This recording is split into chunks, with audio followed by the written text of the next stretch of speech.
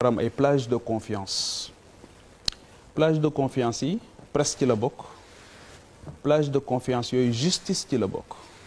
ndax dañuy wax ne fa la mbaxane war a doone benn mais c'est un idéal c'est-à-dire que loo xamante ni la mbébét bu rëy la boo xamante ni dañu ko am war a dox ay jéego yu dëgër jëm ci mais c'est pas quelque chose qui est acquis définitivement c'est pas quelque chose qui est acquis d'avance dañuy dox ay tànk yu dëgër jóg ci justice Sénégal nag dafa yàgg am challenge dañ ko yàgg challenge dafa yàgg am fu ñu koy xaar jamono bu nekk moom ak Assemblée nationale qui est aussi une autre institution mais justice bi dafa am benn phrase bu juge Amidou Deme waxoon bi mu génnee ñu ne ko conseil bi mu génnee ci conseil supérieur de la magistrature ndax am lu mu naqarlu mu def benn lettre daal ne j'ai démissionné d'une justice qui a démissionné kooku nag du Pape Djibril Fall du Charles du Malal c'est un magistrat qui a servi l'État qui a servi la justice ba dem ba egg conseil supérieur de la magistrature daal di wax ne j'ai démissionné d'une justice qui a démissionné loolu mooy bu njëkk bi beneen bi c'est l'union des magistrats du Sénégal l'UMS avec le juge Téliko ñëpp gis ko à travers beaucoup de plateaux de télévision mu naqarlu justice ak ni muy doxee donc wax ne sunu justice bi ñu am mucc na ayib je pense que ne ku koy wax rek da ngay wax loo xamante ni dafa dëppoo ak sa bakkan xëy na ndax dañ koo gis tamit ci ay à chaque fois que justice dafa am liggéey boo xam ne daf koy def tous les jours au quotidien di rendre ay décisions de justice tous les jours mais à chaque fois qu'il s'agit d'hommes politiques d'envergure kenn du ko xàmmee mu lay jox ay exemples rapidement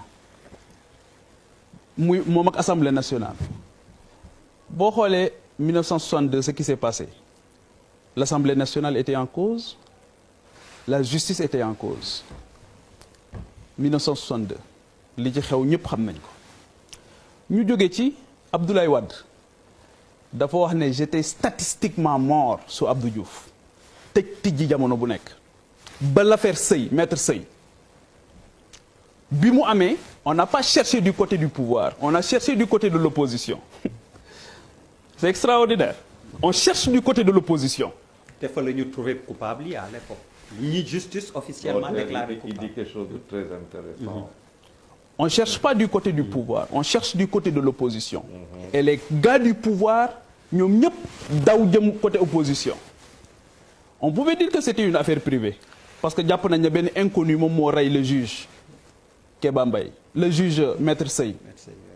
mais defuñu ko les gens du pouvoir d'alors dañoo porter combat bi pour que Abdoulaye Wade soit en prison parce que le crime profite à quelqu'un. Un commanditaire. ñu jóge ci ñëw ci Idrissa Seck c'est très intéressant Idrissa Seck lu ñu ko reproché woon atteinte à la sûreté de l'État ñu ne ko da ngay waajal coup d'État ak ni mu rëyee mais justice bi ne woon dañ ko reproché coup d'État génne ko dëj ko ci kaso bi perquisitionné këram ak ay njabootam tàqalikook ay njabootam justice boobu mu xëyaat jox ko non-lieu total. ne ko defoo dara ñibbil. ne ko defoo dara après tout le désagrément causé à ses enfants à sa famille à son épouse justice boobu la justice boobu wax nga léegi jëli mandat d'amener ba fii may wax ak yow kenn xamul les conditions dans lesquelles Khadim Bousso à l'époque a été tué à Touba et décédé kenn xamul ba fii may wax ak yow kenn xamul on se rappelle de l'affaire Khadim Bousso mais justice boobu aussi moom moo ñëw génne liste 25 personnes ne leen kat yéen da ngeen a luubal xaalis bu ngeen moomul boo xamante ni moomu leen ko 25 personnes magistrat bi nga xamante ni moom lañ dénkoon liggéey boobu juge Aliou Ndao en plein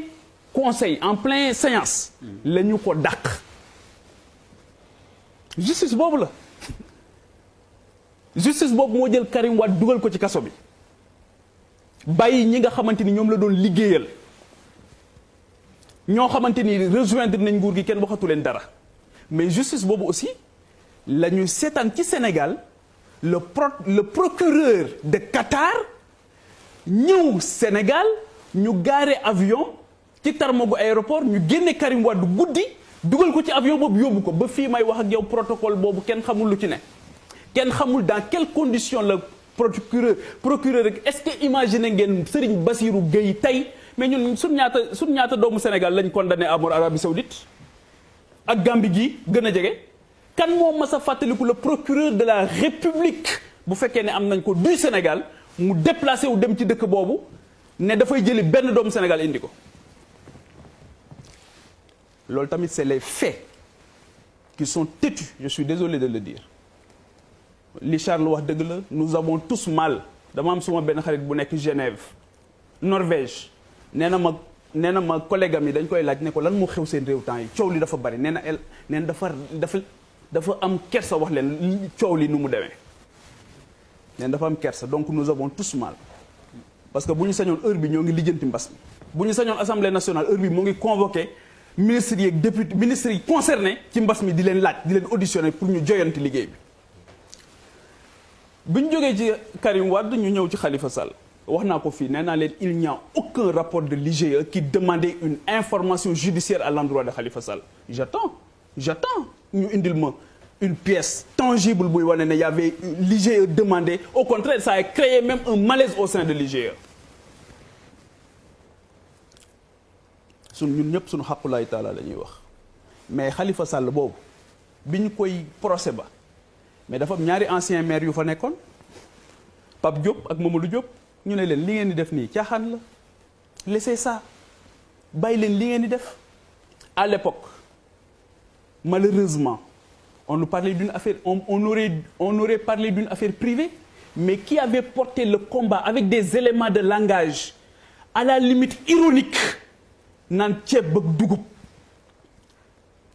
yaa ngi dégg mu nettali ko ci télévision bi ba wax ne yaayam daf ko woo di ko laaj ne ko ndax li ñu lay jiiñ yaa ko def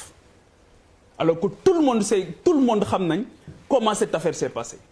parce que bu fekkoon ne loolu am na Pape Diop deful dara ci biti tey c'est ça aussi la triste réalité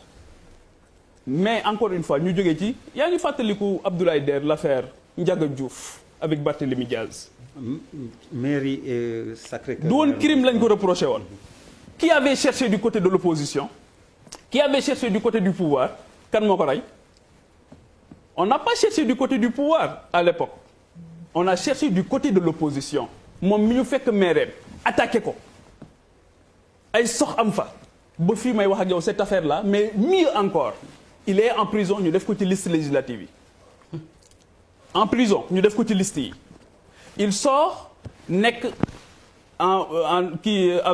avec le pouvoir ñu may ko jàmm le jour où il commence à contester ñu jëlaat affaire bi teg ci table ji di ko fitnaal di ko dugal di ko génne muy dem kii ak di ñëw pour dire tout simplement que rappel bi ma def nii li tax ma def ko mooy la justice comme l'Assemblée nationale comme la presse dañu war a nekk ay plage de confiance yoo xamante ni doomu Sénégal yépp buñ ci ñëwee dañoo war a am aqulaay taala ne fii jàmm lañ fi fekk mais pourquoi l'affaire aujourd'hui malheureusement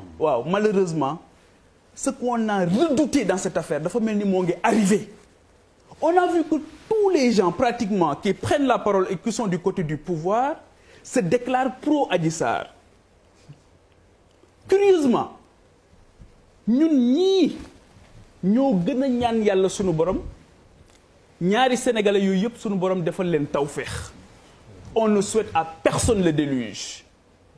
mais c'est comme si à un moment donné man dama naan est-ce que nous sommes dans un triangle de Bermude de l'esprit parce que tout y passe en réalité ñu gis ñi nga xamante ni ñoom ñoo nekk ak pouvoir bi tey ñoom ñëpp systématiquement pro Adji Sarr ñu gis systématiquement de l'autre côté ñoom ñëpp pro Ousmane Sonko mais man où sont ceux qui se battent finalement pour le Sénégal pour la justice la vérité. non nga pose question rek non baal pro kan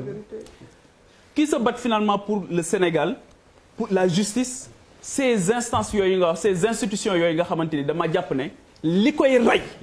c'est le mercenariat li koy rey mooy ñi nga xamante ni ils n'ont rendez-vous qu'avec l'intérêt personnel et non l'intérêt général. Mais man ce que je demande dans cette affaire c'est que ñi nga xamante ni ñoom ñooy rendre tey jii damaa gis photo yu bari statut yu bari image yu bari ñuy indiwaat Mame Abdou Aziz Sy Dabakh. Chacun avec sa conscience chacun ne rendra compte qu'à sa conscience te nguur yi nag dafay jeex te lu mat a bàyyi xel la d'autant plus que la mort n'a jamais été aussi proche ndax mbas mi c'est comme benn épée de Damoclès sur nos têtes. Bouba bismillah. man nga ma ñàkk posé ko benn question. dafa am Sénégal yi. Bouba après yow.